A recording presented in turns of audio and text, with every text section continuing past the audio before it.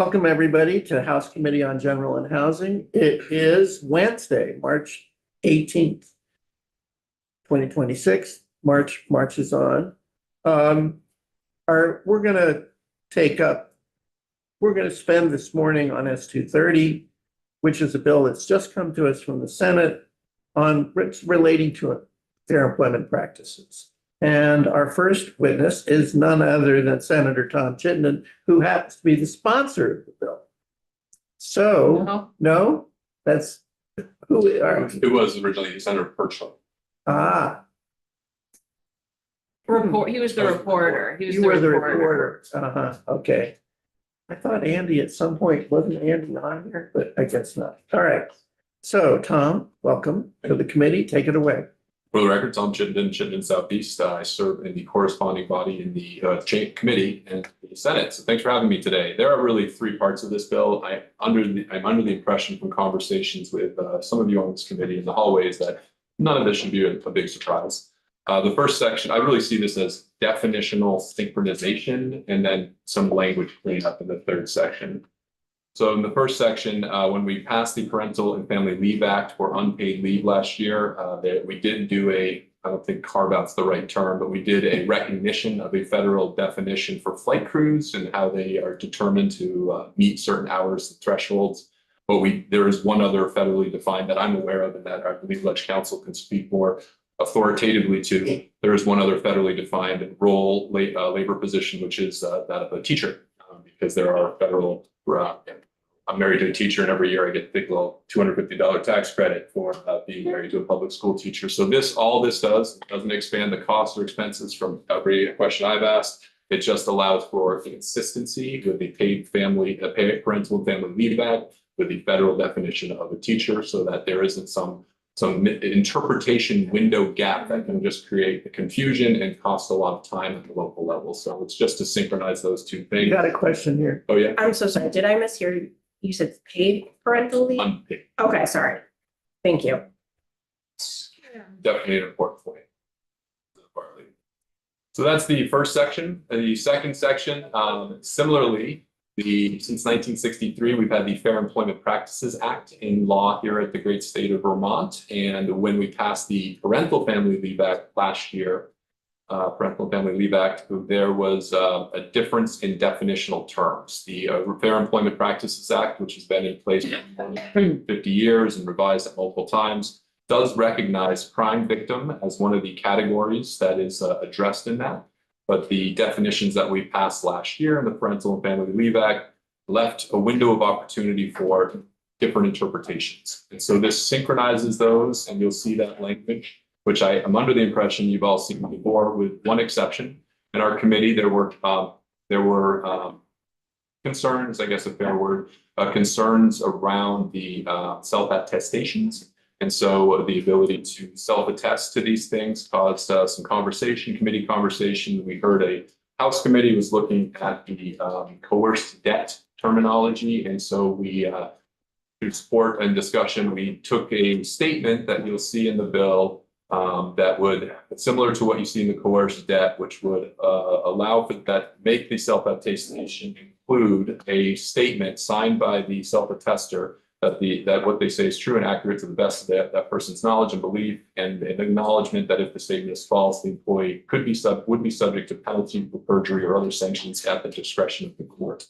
So that was something that just came up in discussion that we saw as valid, useful language, just to give people confidence in what was being attested to. The third section was really because Senator Phil Baruth announced he wasn't going to run for re-election, but he did say he was going to keep teaching at UVM, and we didn't want him to get any ideas. And there's this little scrappy language out there that says that you have to retire age 70 if you're faculty, and we really want to keep him around at UVM for as long as possible. So I believe this is language that the chair is fully familiar with it, so probably considered as well. So it strips out language that is in the Fair Employment Practices Act that is effectively moot or blunted since the update to that back in 1986.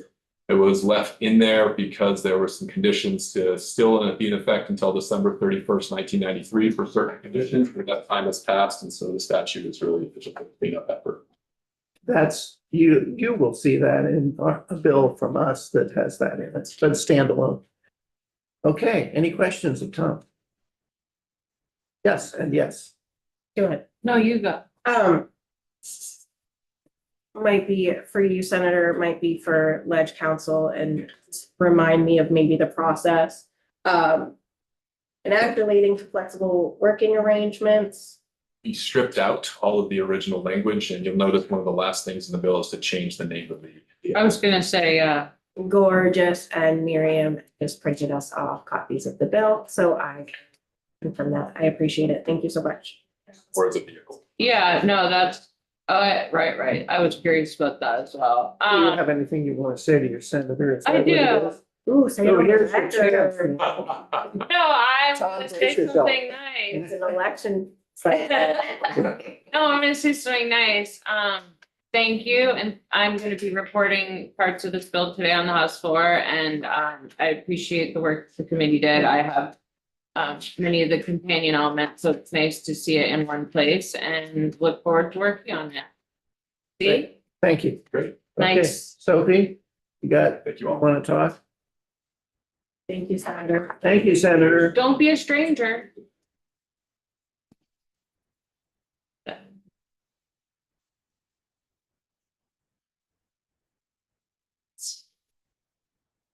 Go ahead and share my screen. Please. We'll get in in front of you right this Thank you. minute, but I will. Did you have a time constraint too, or was that just him? I do need to leave as soon after 9:30 as possible. Oh, that's tight. Yes, Okay. two bills that came across, both are being up for discussion today.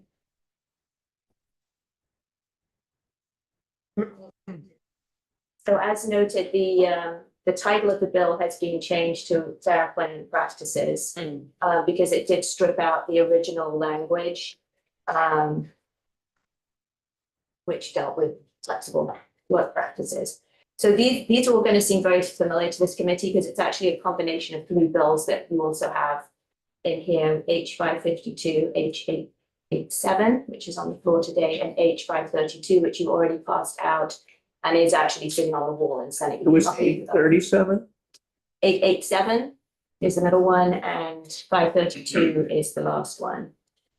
So this first one, as discussed, this is just an amendment to the Parental and Family Leave Act. Last session, Act 32 added in this reference to the service requirements for airline flight crew.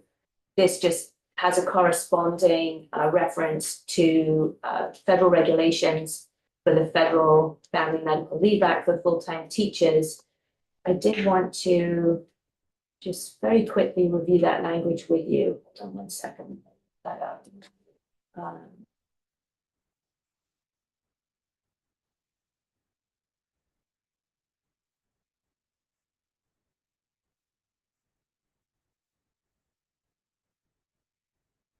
Loaded, but I'm looking at the legislative website, it's like not working.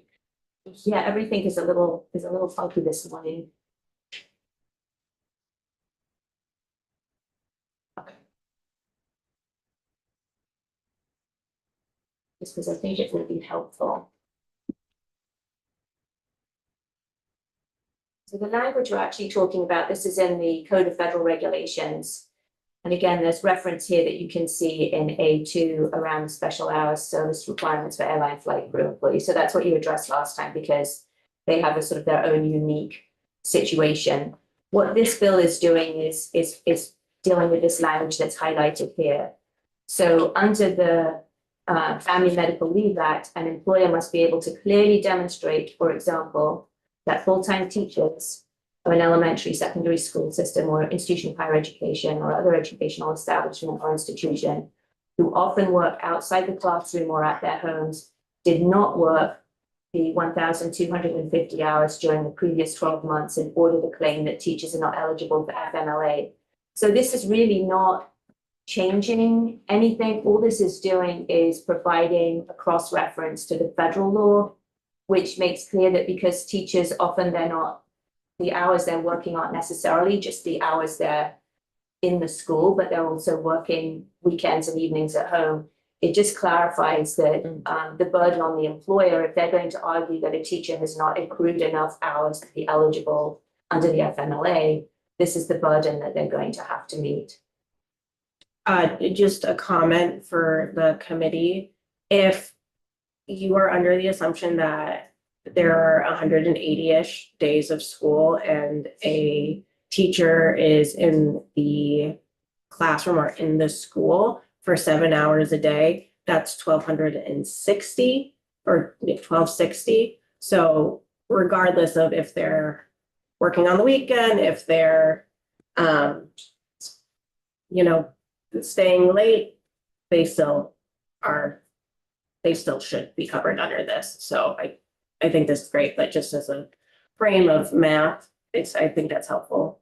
Yeah, and I just wanted to emphasize this because when this bill, which was H 552, was introduced in this committee, there were concerns about why are cafeteria workers, bus drivers not included, why are teachers getting special treatment? And it's not that they're getting special treatment per se, it's simply just noting that the burden is on the employer, which it always is, but the burden is on the employer to demonstrate that they haven't worked the necessary number of hours. So I just thought it might be helpful for the committee to understand what this Code of Federal Regulations that's referenced in Bill 230 is, what it actually means. So.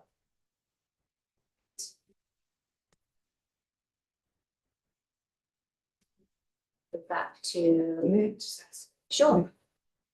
Really? Okay, so they have to work, they're working a whole year before this goes into effect. So it's always based on your previous year. Right. So if you had a bad year, let's say as far as working, then the next year, would you still be eligible for, So how does the that work? Family Medical Leave Act looks, it's a 12-month look back, and Yeah. you look back the last 12 months. The employers actually have a choice in how they do that. So it can be a calendar year, it can be a rolling year. There are different methods, but the employer they can't pick and choose. For individual employees, they have to decide like what method they're going to use. But yeah, you have to meet, the individual employee to be covered under the FMLA has to meet the eligibility requirements. And under this, they wouldn't All this is doing use is, short circuiting that. it's not short circuiting anything. All it's doing is referencing language that's in the Code of Federal Regulations that talks about it's really just highlighting the fact that teachers their hours aren't necessarily limited to the time they're physically in the school building, that Okay. they work, do work outside of school. And that the burden is on the employer to clearly demonstrate that if they were to challenge the eligibility of a teacher to receive FMLA. Yeah. I'm good. Okay. So that's the first section. The second section, again, you should be very familiar with this. This is H 887.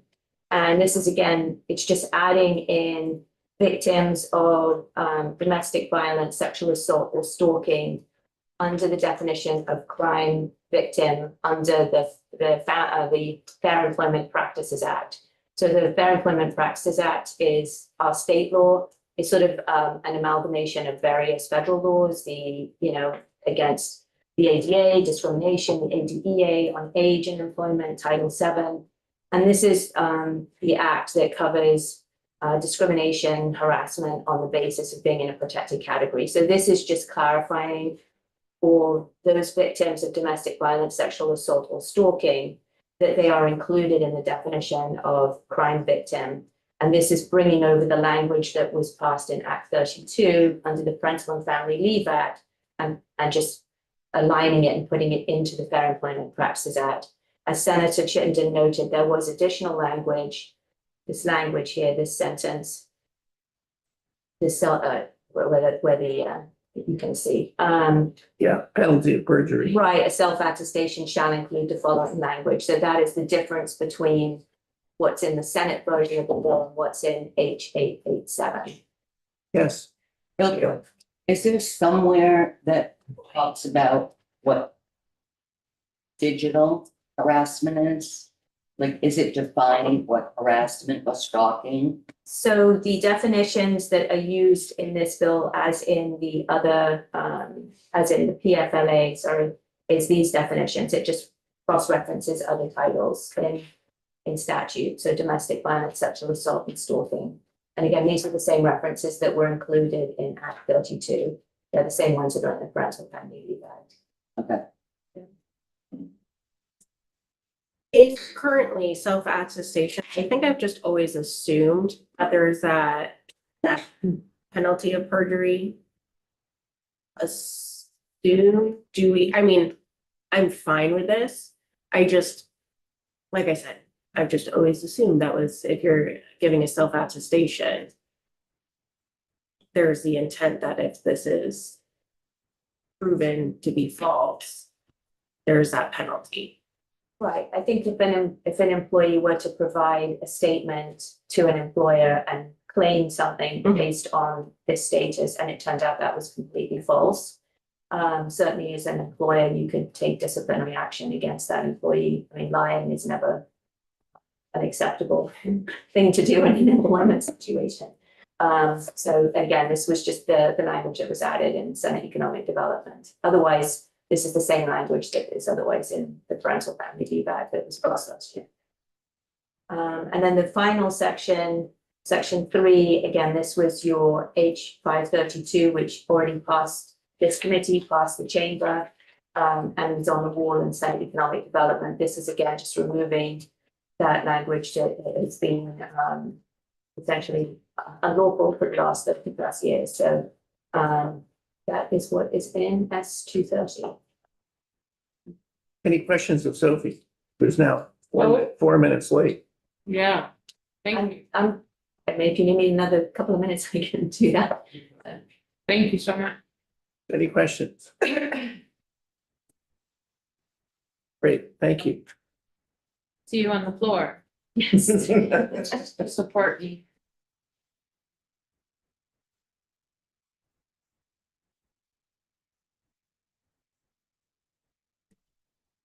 So is the next series of witnesses that we have, Emily Adams, Colin Robinson, and Charlie Glisserman, are they, is any of them available early? Here, Emily. Emily Adams from the AG's office. Okay, great. Emily, have a seat. Emily, why don't we introduce ourselves to you since I don't think you've been here before? For a very long time, I would appreciate it. I think I was talking with Todd that it was 2020, right before the shutdown, the last time I was in front of House General. So just for the record, I'm gonna let you introduce yourself. My name is Emily Adams from the Attorney General's office. I'm co-director of our civil rights. I would love to meet all of you. I'm Debbie Dulligan. I represent St. Johnsbury, Concord, and Kirby. Hi, I'm Charlton from Athens, Chester, Grafton, Union. Joe Parsons, Groton, Thompson, and Newburgh. We're back in Georgia. And I'm Mark Mahaly, and I represent Callis and Plainfield and Marshfield. Emily Krasnow, South Burlington. Mary Howard, I represent Rutland City District 6. Welcome, Gail Pezzo, Chittenden, Twain, Colchester. Excellent. Well, thank you. Emily, all. take it away. Great. So as I mentioned, I'm co-director of our civil rights unit. The Attorney General's office civil rights unit enforces many of the laws that we're talking about here, including the Parental and Family Leave Act and the Fair Employment Practices Act. So we engage in investigations and litigation as necessary to ensure employers are complying with those laws.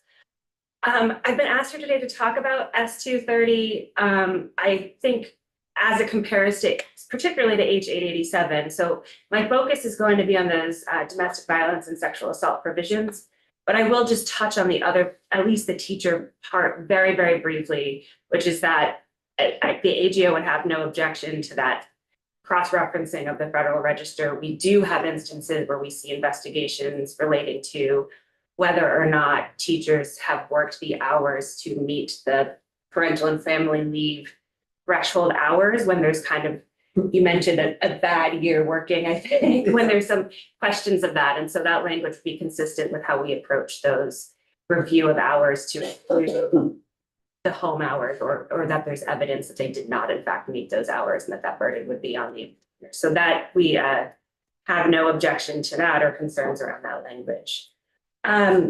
I think I'd like to focus on 230 and H 887. I do know that Todd was in here, I think, last week, speaking briefly on 887 to you. So I apologize if I'm repetitive in any way, but I will try to keep it brief. Our office supports this definitional change in the Fair Employment Practices Act to bring in that language from the Parental and Family Leave Act to ensure that crime victims are adequately protected under the Fair Employment Practices Act. Just to put a little bit of a frame of reference on this, because I do know there was some confusion in the Senate. When we're talking about the Fair Employment Practices Act, we're really talking about protections. This is not a benefit. This is simply being protected in your employment. So the Fair Employment Practices Act has a myriad of protected categories that employers cannot lawfully base an employment decision on. So they cannot fire someone because of their gender or disability, sex, and age, any of those categories. Crime victim is currently in those definitions. An employer cannot fire, discipline, or harass an employee because they're a crime victim. But of note, in 2018, when that crime victim definition was passed, it was limited to being identified, individuals who were identified in a law enforcement document. So a police affidavit, a court document, as being a crime victim. And so that has been the definition for the past 8 years. When I'm sorry, identified in a charging document or in a, there's a variety of cross references to criminal documents, but in essence, it's essentially, it can be a police affidavit, so there doesn't have to be charges filed. But there has to have been some engagement with law enforcement for them to be considered a crime victim in that context. When the legislature passed the expanded parental and family leave protections last year, and so now those are more of a benefit, right? That's a leave benefit, an unpaid benefit. The choice was made, which we supported, to expand, to include that safe leave provision, which includes leave for victims of sexual assault, domestic violence, intimate partner violence. And that definition was broader than that choice of crime victim definition of the Fair Employment Practices Act, which included what you're familiar with here, which is that you can have information from a shelter, a counselor, or self-attest that you're the victim of domestic violence, sexual assault, or stalking. And so what our office's interest is here and what this bill seeks to do is better align those definitions so that it is not, we have had circumstances where individuals have come to us claiming their employer has fired them because they're a domestic violence survivor, but they have said, but I never went to law enforcement, but I did go to a shelter and I did see counseling, but I'm not identified in a court document anywhere. And under the current definition, they would not be protected from being fired if in fact the firing was truly on that basis, based on the current definition. So bringing in this slightly expanded definition that allows for other ways of showing that you are a victim is what we are, seeking here and what this definitional change would seek to correct. I think it's our office's position that the language in, I want to make sure I have this right, H 887 is preferred over the 230 language with the additional requirements under oath. Make sure I have that. Exactly what they were referring to, the penalty of perjury question. And I think the reasons that we believe that's unnecessary is that it simply creates more barriers for an individual seeking protections. Swearing or self-attestation is not required for any other protected class to be covered. That would be sort of unique to being a crime victim, and would place an undue burden, we feel, on the individual to have to do that. And again, here, particularly in the discrimination context, we are talking about a protection, not a benefit. In the leave context, you might be self-attesting to say, here's my self-attestation because I'm seeking time away to go to court to seek housing. But here we're simply talking about when an employer cannot take that adverse action because someone is a crime victim, and the circumstances where someone would be affirmatively submitting evidence of their participation in a protected category seems limited and also seems unnecessary to require them to swear to that under the penalty of perjury. Thank you. This is really helpful because I'm reporting 887 today on the floor. Excellent. questions of Emily? I have questions. Sure, excellent. Um, so I just want to reflect back what I think I heard. You think you prefer it without without the penalty of perjury provision. I want to repeat the question that was asked earlier of a prior witness. Is if someone just lies about in their attestation, Yes. would an employer, what would the remedy to the employer be? Sure. So a fundamental concept of all employment discrimination law is that an employer can take disciplinary action or fire someone for any non-discriminatory reason. And so if they learn that someone has lied, has claimed to be subject to a protection that they're not, or lied about anything else not relating to that protection, an employer can always lawfully take action in that circumstance. They could fire them, yeah. Right. And so, and that's the same for any other, if, you know, someone were to lie about any other protected category in order to obtain some benefit or seek protections. I'm just trying to figure out, I'm trying to nose my way into the question of what's the real world difference between penalty of perjury and its absence. I guess so a landlord could essentially take action if they find there's a lie, and then it would be up to the employee to engage the courts. If they said, well, no, I didn't lie, they'd have to sue the employer, right? Right. So the way that employment law works, not to get too into the legal back and forth, but if someone, I'm just going to use our office as an example. If someone were to come to our office and say, my employer fired me because I'm a crime victim, and we were to go to that employer and say, we're investigating you to see if you engaged in this unlawful activity, and the employer were to come back and say, we didn't fire them because they're a crime victim, we fired them because they lied About being part of this, and here's our evidence that this is a lie. We would then weigh those two things, or if it were a court, the court would weigh those two things, perhaps obtain further evidence, testimony, and make a decision. And so, like many other legal frameworks, you know, it does come down to the weight of the evidence, but Right. that is how that would play out in a real life. Okay, and what would happen if penalty of perjury were in there? Would it be different? You know, in an investigative standpoint, I can't say it would. I suppose in a court setting, there could be. If a court was, in other words, all it I don't know is- what happens The exactly. only difference is that I'm just trying to run this through. I know we're in the weeds, but I guess my inclination is there's really not much difference.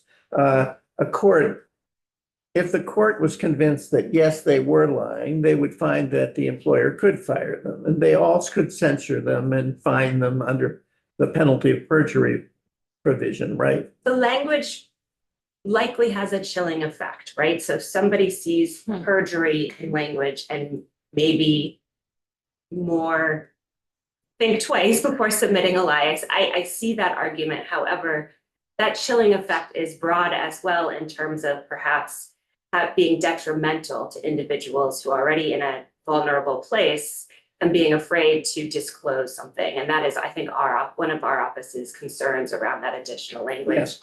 because it does appear unnecessary. So in other words, someone who's already scared, already inclined not to want to make waves, when they see that, they might just think, I'm not going to push this. That's our view. And again, we're talking about employment discrimination. So the circumstances in which someone is sitting there considering whether they're self-attesting to a victim status, I don't see those circumstances coming up very often. I see them, you know, having a genuine conversation with an employer. But for an employer to then say, I suppose maybe there's some overlap between the laws. Maybe someone's seeking leave and is self-attesting in the course of that.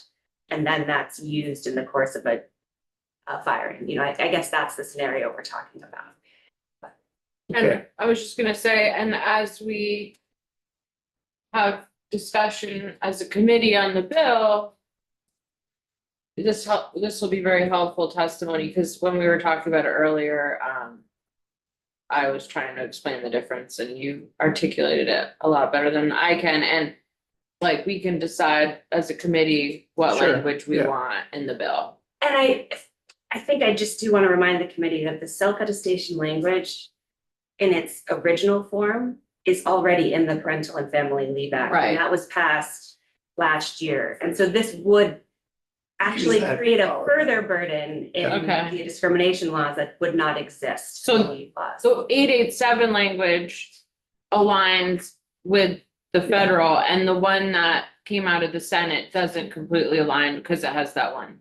That's a Correct. really important 887 aligns distinction. with the current leave laws. Right. 230 would add an additional burden solely for the purposes of the discrimination laws. So that's really helpful. Thank you. Okay, the only other question I have is I'm not fully sure that I understand the teacher matter. Could you just one more time, I know our council went through it, but could you briefly tell us how it works? How does a teacher Sure. and what this changes? So I will go on the record to say I'm not fully familiar with the nuances of the CFR, the Code of Federal Register that's referenced, because we enforce the state law and that is a federal provision. But what I can tell you is within state law, the state law equivalent to the federal FMLA, which is that PFLA, Parental and Family Leave Act, to be eligible to take unpaid leave for a myriad of reasons, an individual has to work a certain hourly threshold in the year prior. As Sophie referenced, there's various ways to calculate that. Because teachers work certain months of the year, right? They don't always work in the classroom through the summer. Sometimes they are relying on hours outside of their classroom hours to reach that number. And my understanding is bringing in that CFR provision simply says that it's the employer's burden to show that they didn't in fact work certain hours outside the classroom if the teacher seeking leave is asserting that those hours should bring them across that threshold.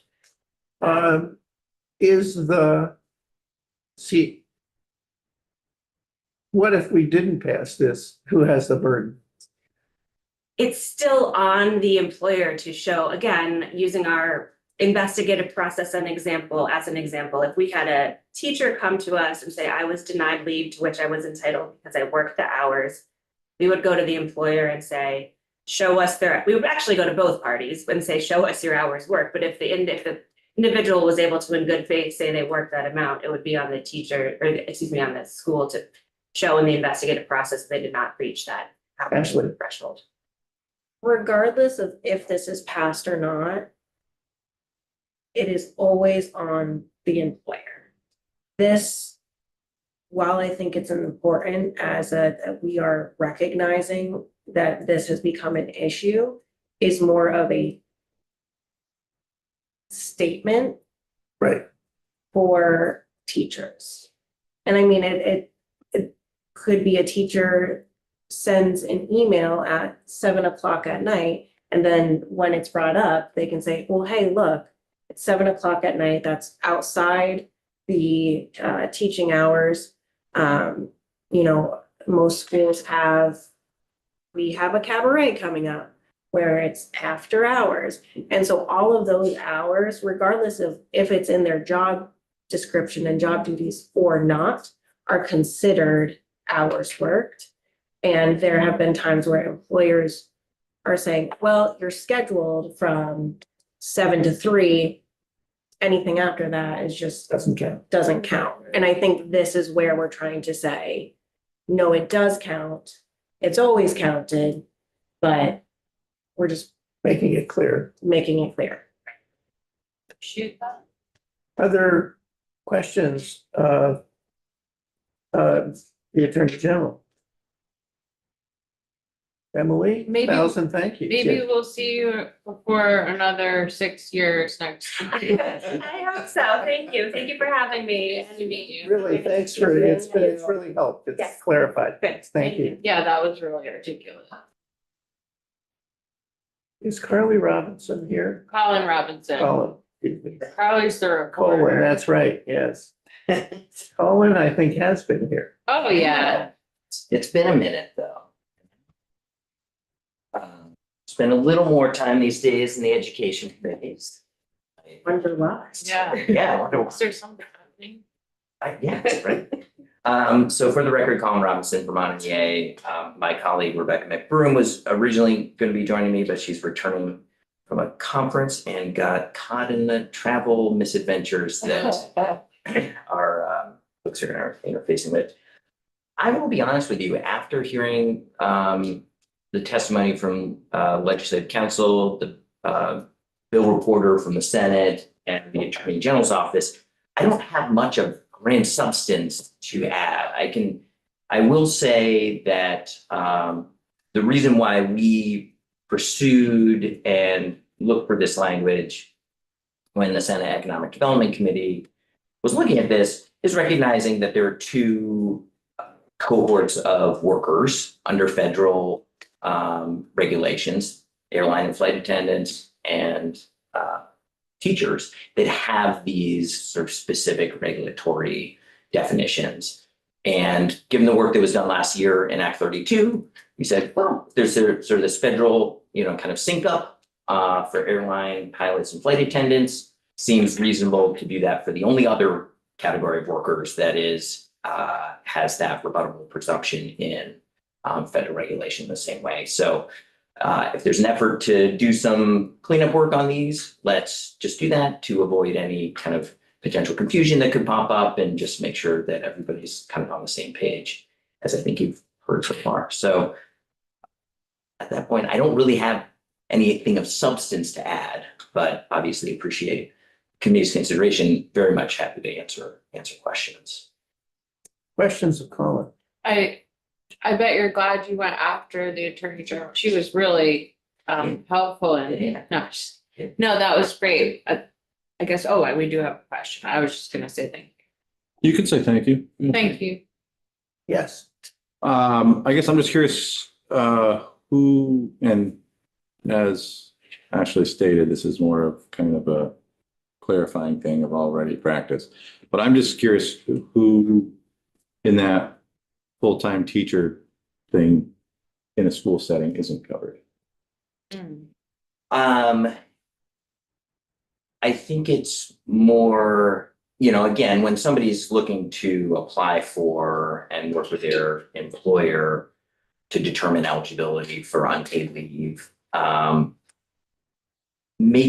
there have been, and I think you've heard the Attorney General speak to this, there have been on occasion moments where, okay, people are trying to figure out, is this person eligible or is this individual not?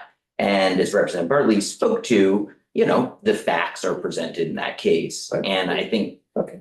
the intention here is just to say, okay, we're syncing up. So if somebody's utilizing the state unpaid leave or utilizing federal family leave, there's not any opportunities for inconsistency. I'm not sure if I fully understood your question, but that was my attempt. Were to you answer. asking about other staff in schools? Yeah, I'm just, Oh, I feel like I said, Sure. completely understand like this is like a more just making, as you said, making a statement kind of thing, but like in doing so, are we making a statement as to a very small, well, I should say small, it's a large group of Sure. people, Yeah, but yeah, it's a yeah. select group of people who fall under that same situation within a school. Yeah, totally understood. And so, point of information, and I think Representative Parsons, you're familiar with this, we represent 2/3 of our members are teachers, 1/3 of our members are other school employees, so school support staff. And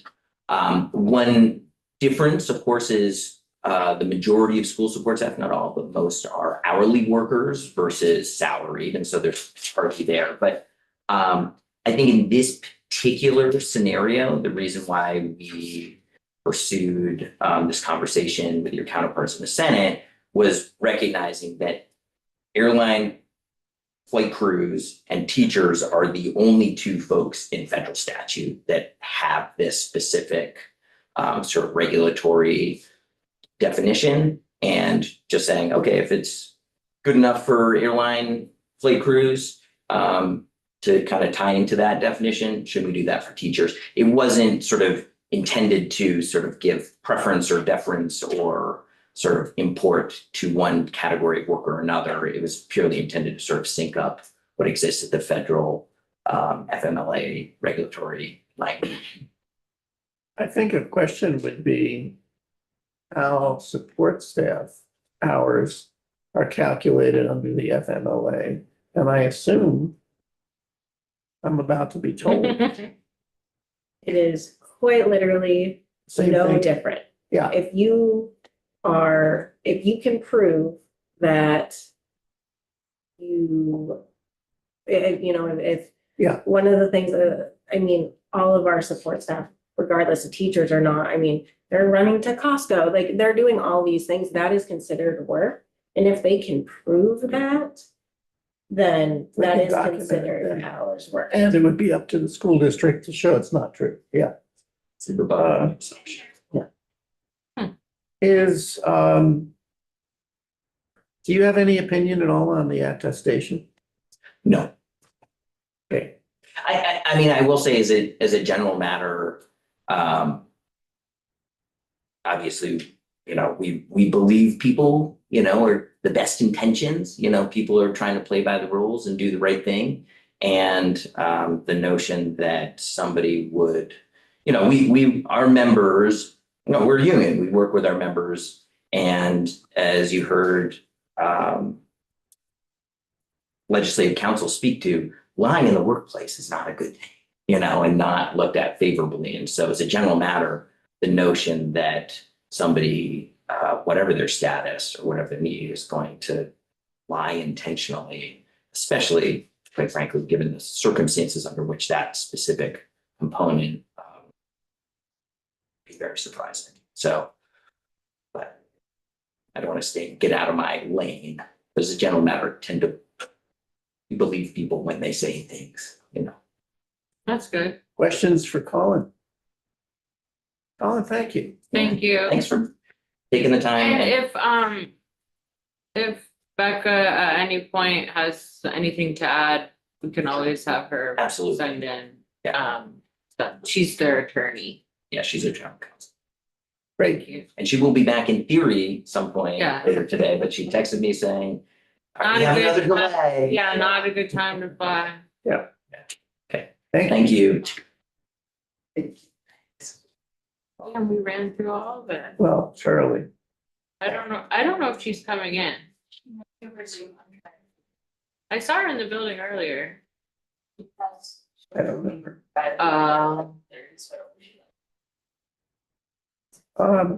While we're waiting, instead of going offline, let's talk a little bit about several questions that I want to put to the committee. First of all, this is kind of an omnibus labor bill. It has different labor issues.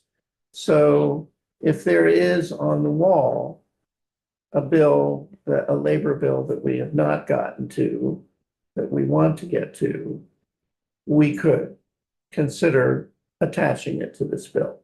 And so I'm just letting the committee know that this is something we don't have to do today, but it's something that's out there. The second is a specific proposal. And it has to do with farm workers and minimum wage and housing. As you remember, we had a bill on farm worker minimum wage and overtime. And that bill was, at their request, transferred to the Committee on Agriculture. That bill, after a lot of work and thought, that bill was kind of pared down to minimum wage. And it, after even more discussion, did not make it out of committee.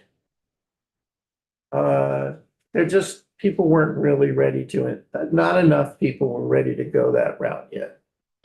One of the issues that disturbed the committee, this is Chair Durfee talking to me. One of the issues that was talked about is an issue that was talked about in here, which is the deduct available for housing and how that deduct may not be adequate and in fact is hasn't been revisited for a long time.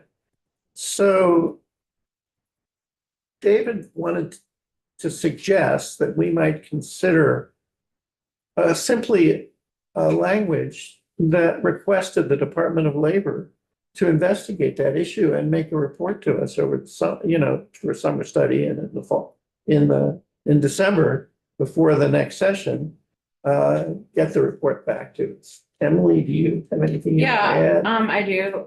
So that is like, to me, not a huge lift, like, we're not having a study committee of, sorry, it's just a directive to the Department of Labor, so I have asked legislative council to work up that language, so we can see it in front of us as a committee, because I think it's a pretty small but important information to get. Yeah, our next step, I'm not asking the committee to make a decision on this.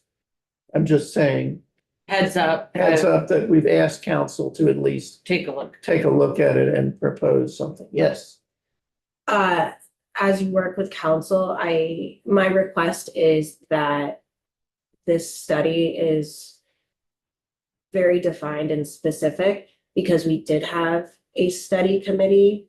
2 summers ago, I sat on it. We were unable to make a recommendation because we felt that there was not enough time, which honestly, study committees that's what we get. And with the understanding that the committees of jurisdiction would take more testimony, more time. And it's my understanding that the Ag Committee really did not take enough time to have even taken a vote last week. And so I agree, I don't think it's a big lift. I just want to make sure that whatever that study is for the Department of Labor is very defined and very specific. Chair Durfee forwarded me proposed language I've read it. and you saw it. Yeah, And you should, I think, weigh in before it gets back to the committee. Happy to. Yeah, please, and Yeah, again, let's- I let's just work put it this in, into like, it. I wanted the committee to do the work, I just put it in just as like the formality piece. No, and I appreciate it. I But, just- and maybe we won't put it in, I just thought it could be something we could discuss, cause we have the time to see but yeah, if you could, that'd be amazing. Sure. All right. Cause whatever you're happy with it, I'll be happy with it. So we'll just see, this will be an ongoing discussion and you'll see some language. And hopefully we'll have worked that language over to make it specific enough so that it makes sense. And I also like for omnibus bills, like I'm always cautious too, like if you do put too many things on a Christmas tree, it can fall down. So I just want to be cautious of, like, just in general, like when in the Senate and the conference, like but if folks have ideas, I'm always cautious to load up the omnibus bills because Right. it's too much. Okay, so I believe that our next witness, Charlie Glisserman, from the Vermont Network Against Domestic and Sexual Violence, is with us. Good morning. Good morning. So Charlie, do you know the committee or should we introduce ourselves? I do know the committee, though it is my first time testifying in front of you all today. I appreciate you making the time. Please go ahead. Perfect. Charlie Glisserman, I'm the policy director at the Vermont Network Against Domestic and Sexual Violence.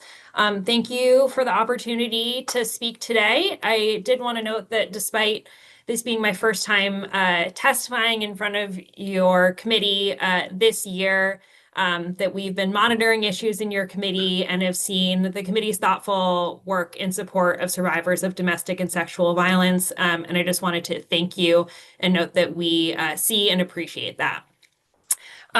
So speaking today on S2 30, I'll keep my comments to the difference between 8887 and this Senate bill. And my comments will be brief, and I would be happy to answer any questions afterwards. So the difference between these two bills is in Fair Employment Practices Act language specific to self-attestation. So in S-230, the Senate added language requiring that a self-attestation statement be sworn under the pains and penalties of perjury. This language was not in H-887. So this addition stemmed from concerns raised in Senate Economic Development regarding potential for false statements and the desire to add an extra safeguard against misuse within the Fair Employment Practices Act. The intent of the underlying language of these bills was to standardize documentation requirements between the Fair Employment Practices Act and unpaid job protected leave. This unpaid job protected leave was passed through this committee and through the legislature last year. It does not require employees to sign under pains and penalties of perjury when they're making a self-attestation.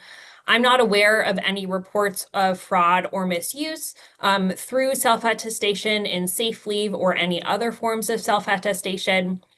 So ultimately, it is a policy decision for this committee about whether you would like to standardize the language as originally intended in the bill, or if you would like to add that self-attestation statements be sworn under pains and penalties of perjury. I'm not sure if this committee has heard yet from Emily Adams with the Attorney General's office. We have. Perfect. And she made the point that she thought it would have a chilling effect. Yes, and I think that's exactly right. You know, in these laws, it's always a balance between security and access. And survivors are making these statements in a very sensitive point in their life about a very sensitive topic in their life. And we think that anything that we can do to make that process easier for them, especially when we don't see any real risk of fraud or misuse in our current landscape, is the decision that we would recommend. So I appreciate you all taking testimony from the Attorney General's office and myself, and I would be happy to answer any questions. Questions? No, thank you. Questions of Charlie? And one other part that was pointed out that I think is really important was that in 887, that language aligns with the federal language. Which I think is important if we're aligning things so that was, I forget who testified that, but Aligns with the federal language in the federal yeah. Federal Leave Act. Yeah, and whereas the one they did in the Senate FLMA, changes it. The FLMA has a does the FMLA have self-attestation finish? I don't know that offhand, but I'm happy to follow up. Yeah, I think we can check that out. Thank you. What? You don't Never believe- mind, never mind. We'll find it out. But no, thank you, and if the committee has questions, then maybe we'll have you back in.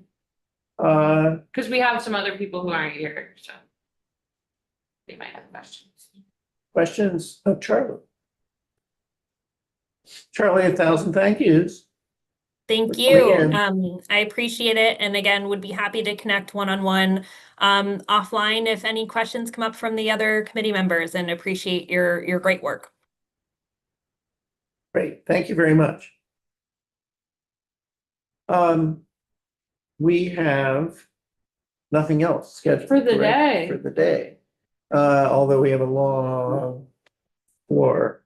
And of course, brilliant floor report coming up from one of our august members here.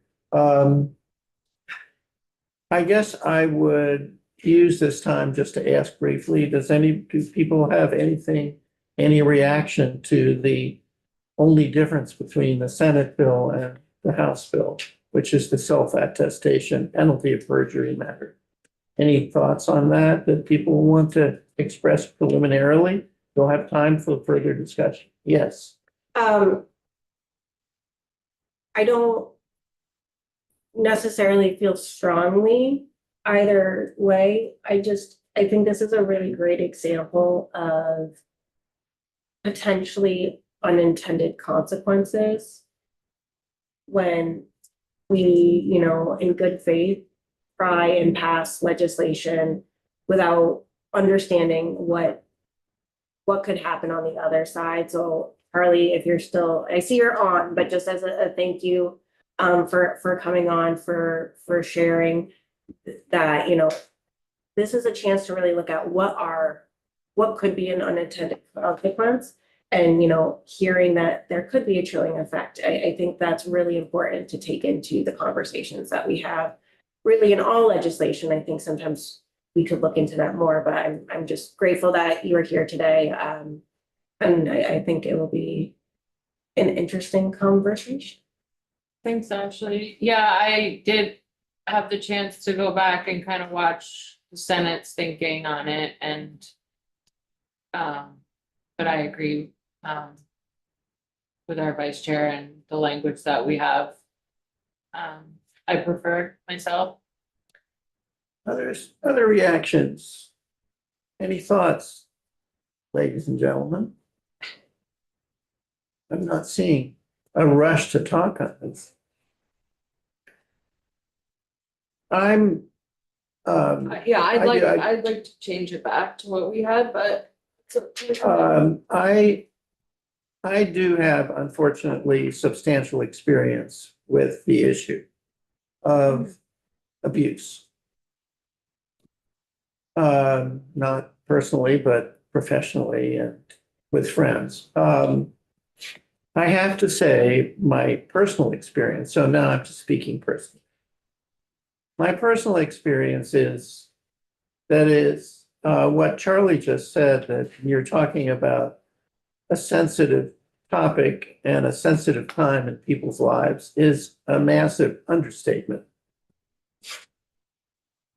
My experience is that abuse, it is such abuse that occurs. It's one thing to be a victim of just generalized violence from strangers. But it's another to be a victim of abuse with someone basically that at least at one time or another you loved or still do. And to get to the point in the abuse where you are willing to take action of any sort is a huge struggle. And one that I think in many circumstances simply never occurs. That people just continue being abused and may end up dead. Or may not, but certainly continue being abused for the rest of their lives. And it just takes either a lot of violence or some change in this internal workings of the person, perhaps a counselor, a friend. Perhaps it's that a child is abused and witnessing that. It could be, but it usually takes something pretty awful before people are willing to break out of the envelope of the relationship and do anything. And I think that the idea that they have to make an attestation that's paperwork is going to be an additional burden. And I think that they have to know that they're swearing or that it's under perjury is scary. And so I guess I have to say, I favor our original language,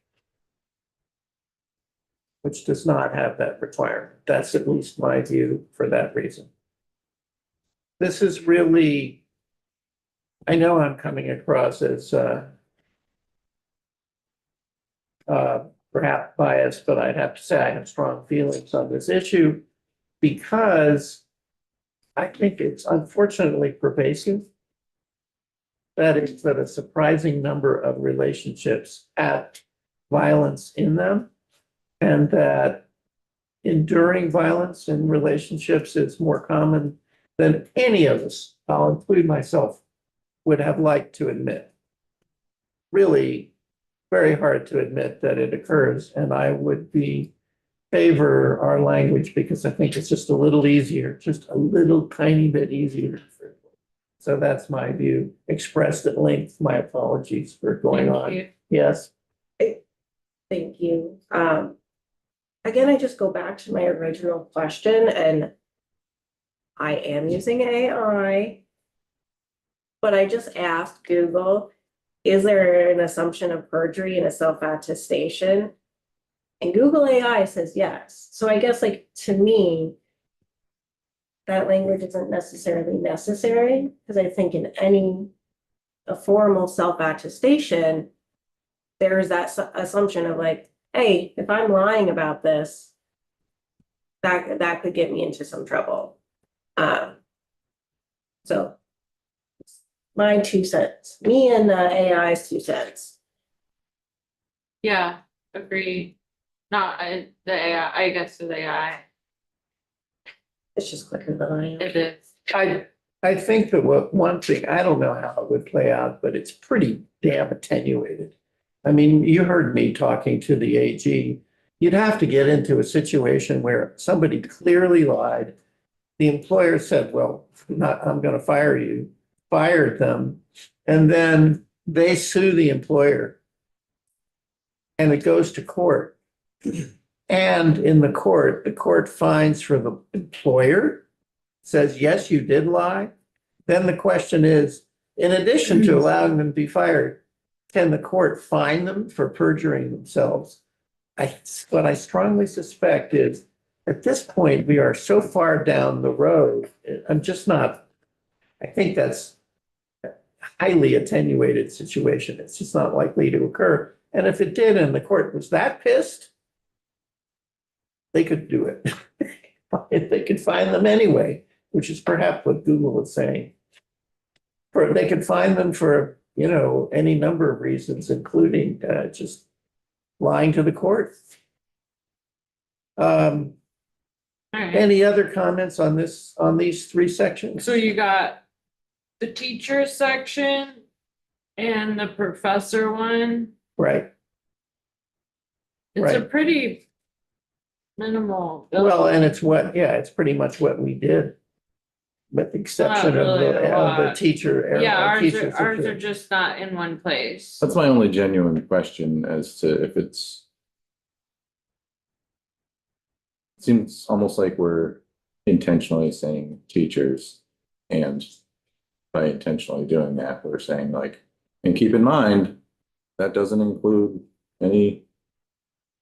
Right, or whatever term we use for other Support educators, staff. supports, they're not included in that definition. It almost seems like we're. I think from my read, from the witnesses is that the teachers were the only other full-time that was exempted from, or that doesn't align with the federal. But I do see your point. I'm just saying, I think that it was the federal bill or legislation Yeah, has the teachers and the pilots, and last year the Senate added the pilots. And so the teachers were like, hey, we're in the same boat, and have kind of like, there's a ton of people in that boat. they said that there aren't. Well, support I staff. believe, Colin, did you say that the teachers were the only other exclusion? Yeah. No, but the point's being made that Cause other jobs are included in general, but because teachers and pilots have like a funkier schedule, I think that like, But I think if you're salaried at whatever, but wouldn't they be included already? I don't just know. in general? I Like, don't know, I'm just saying, it just seems odd to me to call it, I don't know. But there- I'll figure it out, I guess. but it just- my read is that everyone's included, Yeah, except these 2 professions had kind of a funkier schedule, so it wasn't defined, and that's why they had an extra. So the other ones aren't not included. but I think the whole underlying process covers anyone's schedule. It doesn't, I the guess whole, it the did. process to determine it is above everyone else's schedule, and they're all treated the same, just show us that you work that number of hours. And we're specifically being like, hey, these people have weird schedules. keep that in mind, but it's like, yeah. No, I it's a get School that. nurse, so does it, No, but the This school person at the nurse school, so already isn't that- would be, is covered. well, they're under a certain day amount contract. And have to be at the school. I X guess number of also, hours. I think it's important that we, regardless, like align with the federal, like if it's written federally, why should we not, shouldn't we For be an average of at synced least with 30 them? hours more meets the sit. See, one of the problems, I hear what you're saying. I do The too. way this is structured, for better or for worse. Here's my understanding. Right now, without this change. Right now.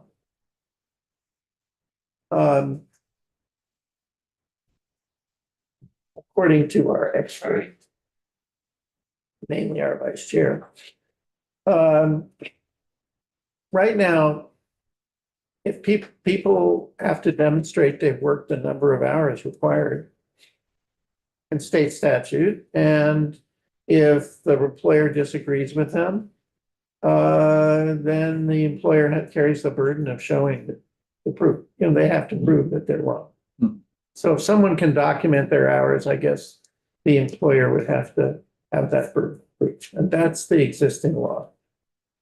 So what is gained by sticking, right now, the law includes airline flight crew. And what's gained by putting the teachers in? Well, I don't know. Not a lot. But the reason that it does it, structured this way, is that it's using the CFR, the Code of Federal Regulations.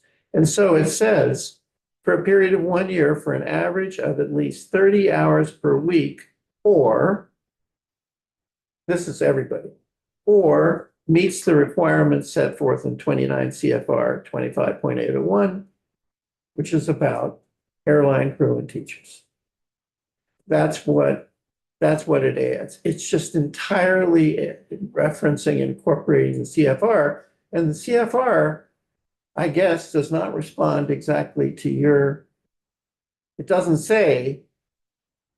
doesn't have a whole paragraph on support staff. And I'm not sure it makes much difference, but all I'm saying is I think they're just doing it because they're using the CFR and it's just limited to these two. Yeah, But I think that as a practical matter, if we wanted to treat teachers and staff equally, we'd have to kind of make our own language, we'd have to But I think work they're up our own already- language, and I don't know that we would add anything. but they're not, What we could say, with respect to teachers and staff, we really mean it. But I mean, it's, all I'm saying is, I think that your concern is A lot kind of of an artifact. You're reacting to an artifact of just the way that this was crafted. but yeah, they're included in a different way. Well, they're all, it apply The everywhere. world, right, the yeah, world is included. Yeah, okay. These guys, anyway, I don't write the laws of how airline pilots and teachers, but it's the way it is, and Yeah. I'm gonna be, Yeah, I'm supportive. I'm supporting those, I'm supporting the whole bill. The professor one, I don't really know if we should be having you there for, are you a professor? I'm actually an adjunct. Oh, okay. Or Senator Yeah. Ruth, but Yeah. yeah, no, but Yeah, you want me to conflict myself out? yeah, no. Anyway, so, I think Senate passed it over. I don't have an issue, I personally don't have an issue with any of the provisions and, yeah. What we're doing, Saudia, is we heard all the testimony and we just have a little time. So I'm taking the liberty of a little discussion. We did agree that we're asking council to draft up an amendment for us that's on another issue entirely, but labor, that we potentially put in here, having to do with housing and farm workers. And I just, since we had time, wanted to thoughts people on the provisions of the bill what we heard, I guess, I'm not sure you were, I don't think you were here and you weren't online. We heard really interesting testimony from the Attorney General's office, where they took the, they're the ones that enforce. It was the co-lead of the civil rights section. And she said that she thought that the addition by the Senate, one of the differences between the Senate bill and our bill on putting in the federal employment, putting in the Vermont Employment Practices Act, the same language as the victim, the safe, that we put the safe leave in the FMLA, the Vermont parental leave. She thought it would have a somewhat chilling effect if you put penalty of perjury in there, which is what the Senate did. You have to have the self-attest. The way she explained it, which I didn't really understand before, was that the language used to make it clear that if you were victim status, you had to have some connection with the law enforcement. You had to have gone and complained to law enforcement or complained or something like that. And what this does is it changes it. It adds, what if you've just been to a counselor? She said a lot of people don't go to law enforcement, they just go to counselors. And if you've just been to a counselor, it adds that, but it also adds, or you can self-attest. And what the Senate did is add penalty of perjury. And Yeah, in our bill that I'll be reporting this afternoon, we have the language that they prefer that doesn't have that added thing. And so I'm proposing that we take our language and put that in the Senate bill instead. Would be preferred to me, and I think some others. I also, I'm getting a vibe check that the farm thing may not be unanimously or even, so what I'm gonna say, and I know that I kind of like, all I did was put my name for the request, but I'm not like pushing it through the committee, like, but, it'll be a subject of it'll be a discussion. subject of discussion. But I am comfortable if it's not in there too. I am not comfortable stripping the things that are currently in here. But I'm open to, I'm not, does that make sense? Yeah. Like, so I know some people are like, or not as into the farm one, and that's okay. Like, I'm not gonna be out on the limb for that one personally. Maybe others are, but so all I'm saying is that when an amendment comes from Sophie, know that I'm not like, this is, what I'm saying? No, I wasn't articulate, Joe. I don't need that. I'm gonna fight for the ones that are in here. The professor one is whatever. But the other two, I really do care about. And, but the farm one, not as much, but I still would love to see the language that Sophie comes up with. So, Better? right, Sally, do you have any opinions you want to express at this point? You just came in, well, we had time, so I was asking people's opinions. No, I think to add the penalty of, under the penalty of perjury is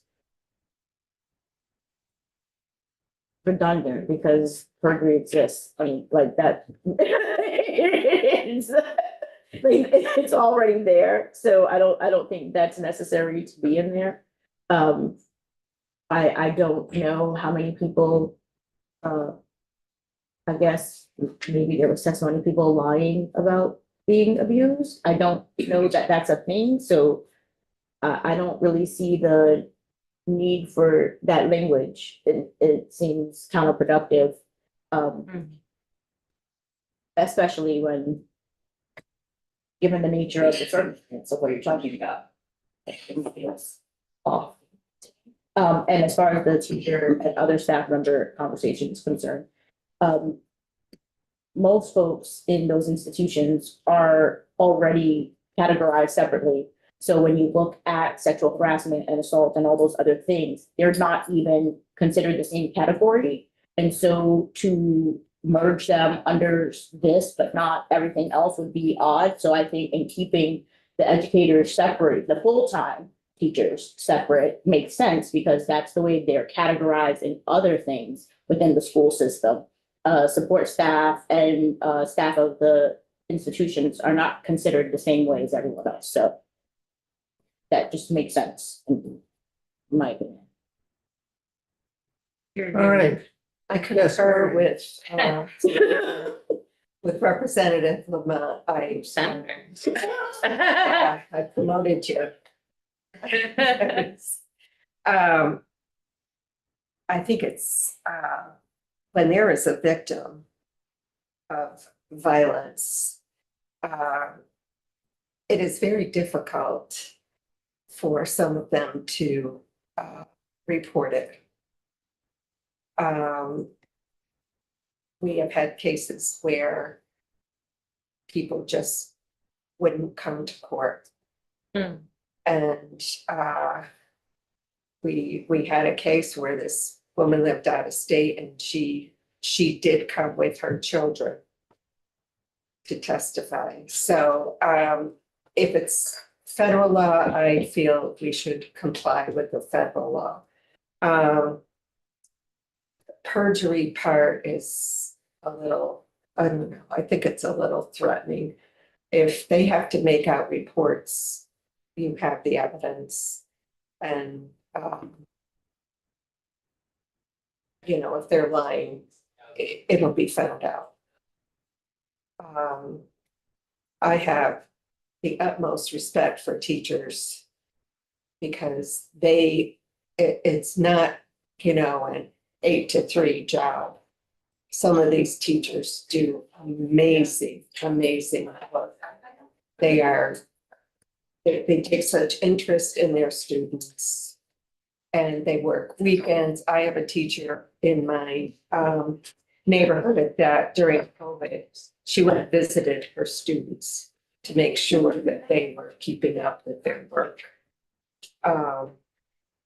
Yeah, I support it. Elizabeth, just to bring you up to speed, since we have the time, I'll do it briefly. We heard testimony on 230, which you can read. Yes. But 230 is, much of it's identical to the bills we passed. Yep. There were, the two differences are this one, we had on a wall, but we never addressed the issue of adding teachers. Yeah, I read that. Right. Yeah. And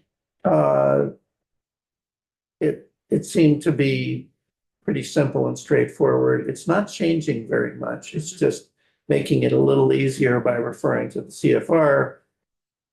Joe made the point that we have to think about staff as well as teachers, and that was discussed a lot. Then we had really interesting testimony from the AG in which they felt, I'm going to summarize, that the Senate's addition, it's the only difference between our bill and theirs. The penalty of perjury was a little chilling in terms of encouraging people to work used. And we discussed that. Wait, the Senate bill. has a chilling effect? The Senate bill was identical to our bill in terms of the language that we added to the Fair Employment Practices Act. Yep. To sort of mirror the victim, safely victim status and the difference being, remember, under current law, for someone under FEPA to come under the protection of the law, they have to have had a connection to the law enforcement.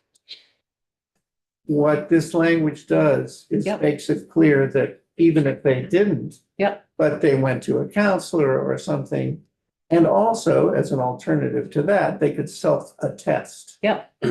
The Senate added that the self-attestation, they used the same language. Yep. But that it had to be under penalty of perjury. Yep. They added that. The AG is the co-director of their civil rights section that investigates these cases. The AG reported to us that they believe that the requirement of adding the penalty of perjury would have a chilling effect. Okay. That's what you meant by chilling. Yes. By including Yeah. that it will be subject to to that in sort of language. Yeah. So, Okay, so I'm just bringing you up to speed. Okay. Also, there's another possible addition to the bill that we could just add legislative council to add, and rather than go over it again online, I'll bring you up to speed afterwards. Is it all right? Does anybody have anything else to add before we go offline? I have something so important to add. Believe. In the absence of Rep. Harrison, being a self-appointed commissioner for March Madness, Oh, your team of commissioners has been lackadaisical. And so if you are participating in the women's bracket, and have done that in the past, you should have gotten an announcement about an hour ago. But yeah, let's as a committee do really well this year and beat every other committee. is that a thing? Yes. Oh. Yes.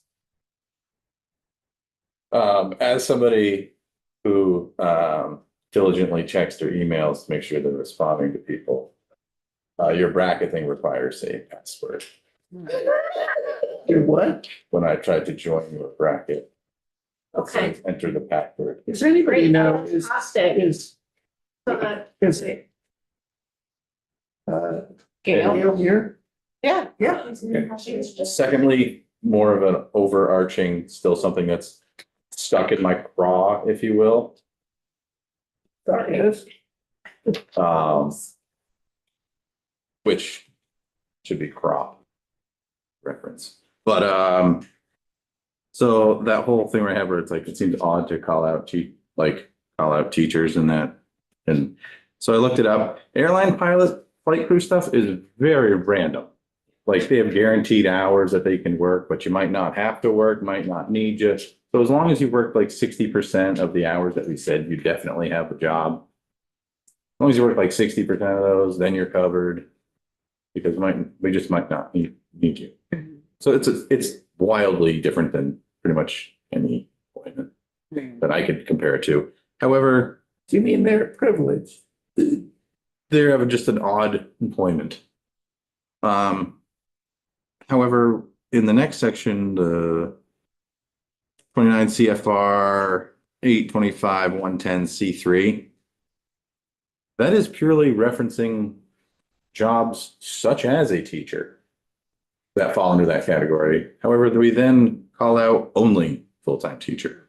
It gives full-time teacher as a reference of what they're talking about. I mean, it's not really, It's not directed at, they're saying, and here's a job that falls under it, and here's Yeah. kind of what we're talking about. Yeah, it's the whole. Jobs it's outside of anyone this. Under the code. But then we specifically afterwards, we're like, full-time teacher. what When you're doing the is. statute prior is, the hey, whole- here's like a job that fits under what we're talking about. So you're asserting that they're not only possibly useless, but really useless. I think it's more than useless because it actually seems like we're narrowing down what the point of that was. It's in parentheses. Does that mean anything? It's a lawyer. I mean, Don't, You really, don't say that. I'm a flooring installer. you are. Yeah. Proud Bill of it. mentioned it, and so I'm looking at it, and it says, in the event an employer does not maintain an accurate record of hours worked by an employee, including for employees who are exempt from FLSA requirement.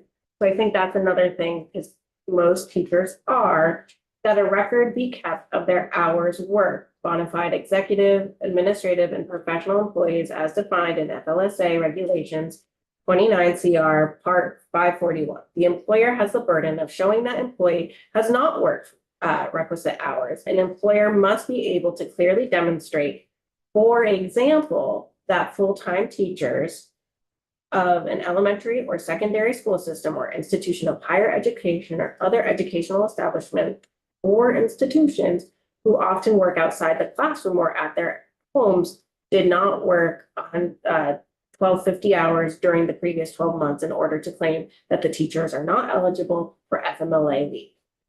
I think the parentheses is implying that it's for example. I think maybe, based off of the way you just read that. But I could be completely wrong when it comes to ledge council. I think that's a ledge council question. Or are you saying to take it out I'm, or to add, for example? no, was stated that there was, what the NEA wanted the full-time teachers in there. So it seems like we're trying to get at that it's for full-time teachers, but I don't know if it's written in a way that's what you're saying. Mm-hmm. But like, to me, I just see it and seems like we're not following the purpose of the statute referencing. It seems like we're narrowing it down a bunch. They're just using teachers as an If they're both in there, they're just using teachers as an example. Like, they're not saying it's for teachers. Right. They're saying it's for people whose job looks like this. under that code, yeah. Teachers and other people. They who fall look under the like this. category. It falls- Teachers and other people who look like this. Yes. I want to quickly, I have to go up to human services in just a second. Yeah. I just wanted Okay. to tell you all that appropriations is not yet voted on H 861. Do you have any idea when they will? No. Surprise, And it surprise. won't go on the floor until the day after they vote, right? 2 days. 2 days after they. Yeah, so if they vote it today, then they'll be Friday. on the floor on Friday. They do have a proposed amendment which strips out the funding. Which is not a surprise, but Representative Iacovoni had some questions about Oh, you testified. yeah, Cool. sorry, this morning. Representative Iacovoni had some questions about the process that was undertaken in this committee. So they're gonna talk about that and then. But not.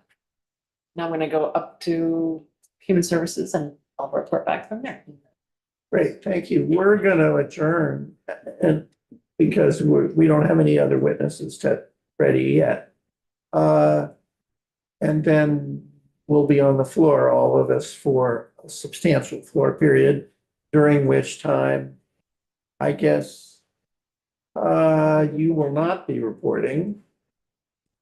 Tom and I will be reporting. Anybody else reporting on the floor? Emily. Emily is reporting today on the floor. I'll tell you, this committee is cooking with gas, as they say.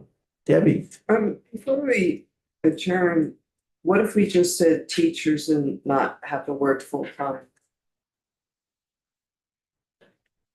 They're just using it as a definition. They're using it to get to the definition that's provided. I didn't know how to make people happy. It's not the full time that's the issue, because you have to work at least an average of 30 hours a week or 1250 in a year. I think, Colin, did you have something you wanted to add? Excuse me. Thanks, Mr. Chair. Colin Robinson of Vermont NEA. Two things, I would obviously encourage the committee to continue this conversation with legislative council. Also, Rebecca McBroom, our general counsel, would be happy to come in and participate in this conversation in a more fulsome way, if that would be helpful as well. I will just note that obviously, as has been pointed out, the standards exist for all workers, right?